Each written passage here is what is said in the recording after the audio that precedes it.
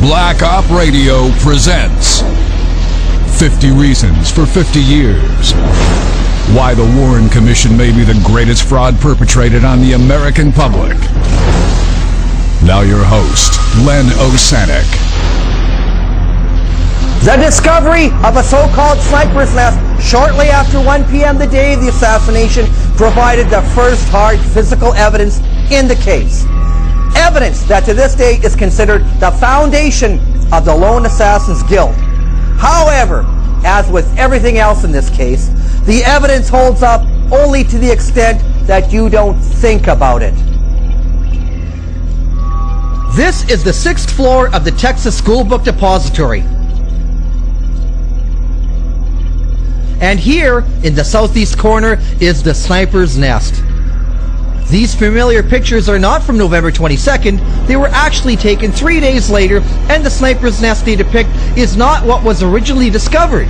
There is no direct photo of the alleged sniper's nest from the day of the assassination, and only 2 photos which partially depict the boxes soon after their discovery. These photos suggest the boxes were actually much closer to the east side of the window than the later recreation would have it. This may seem merely an academic distinction, except the center position of the sniper's boxes became fixed in official recreations of the assassination, including measurements involving trajectories. It is also unclear how several eyewitnesses could have seen a man firing from the window. This view shows the area behind the window lit up by the sun. But the eyewitnesses were closer, and their view of the 6th floor much steeper. A gunman seated in the sniper's nest position would have only been partially visible, if at all. On top of that, the Secret Service recreation appears to show that a gunman tracking the presidential limousine would have needed to move right across the windowsill from east to west. The boxes would have been more in the way than an asset. So what's the deal with the sniper's nest? Don't think too much about that, because 3 spent hull casings were also discovered close by. Here is Captain Will Fritz examining them, and at least 2 witnesses saw Captain Fritz pick up the casings, tampering with the crime scene before any official photographs were taken. It is clear that Fritz examined the casings. A short period of time went by, and then the official crime scene photographs were taken. These photographs show the shell casings spread apart, not close together as originally found, and seem to actually show 2 hull casings and 1 live round.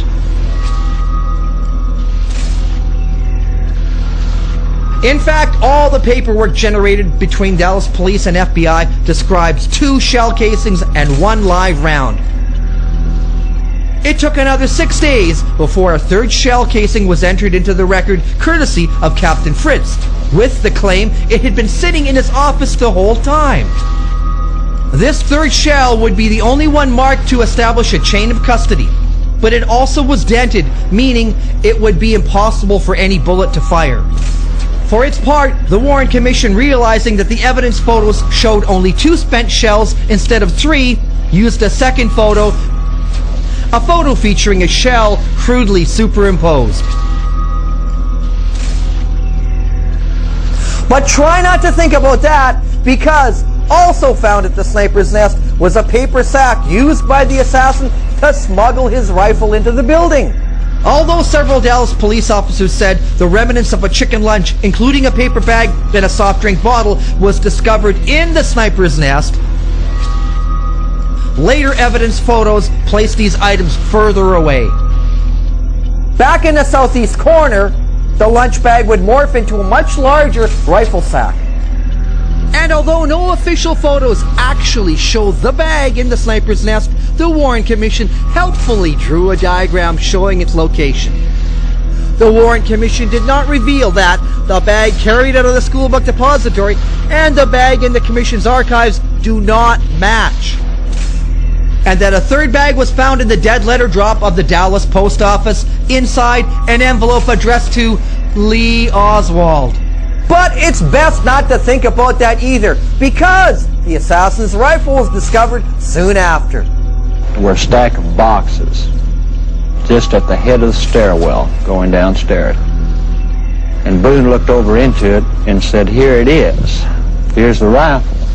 But we didn't touch it until Captain Fritz and Lieutenant Day got there. I believe Day pulled the rifle out and handed it to Captain Fritz. And Captain Fritz was holding the rifle up in the air, and I was standing next to Weitzman, who was standing next to Fritz, and we weren't any more than 6 or 8 inches from the rifle, and stamped right on the barrel of the rifle was 7.65 Mauser. In fact, police officer Seymour Weitzman, who had previously owned a sporting goods store and was very familiar with firearms, would sign an affidavit the next day identifying the rifle as a Mauser. Defenders of the official story point to the film footage of the discovery of the rifle. However, eyewitnesses claim that this scene had been staged for the camera. Indeed, Police Lieutenant Day hands the rifle to Captain Fritz twice after the cameras had been reframed. Regardless, defenders of the official story claim the rifle was found, and that's that. The Dallas Sheriff's Department said the rifle had been found in a staircase on the 5th floor of a building near the scene of the assassination. It was a 7.65 Mauser. The German-made Army rifle had a telescopic sight. The British 303 rifle, a bolt-action Argentine-made rifle of World War II vintage. A high-powered Army or Japanese rifle of .25 caliber. It's a 7.65 Mauser. It is an Argentine 6.5 Mauser that had a 4-power scope on it. Nevertheless, Warren Commission defenders claim that one rifle, an Italian carbine, was removed from the Schoolbook Depository, and anyone questioning that is just mistaken.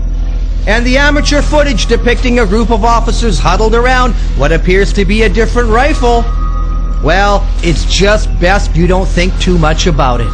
Stay tuned for the next installment as we expose week after week 50 lies the Warren Commission would like you to believe.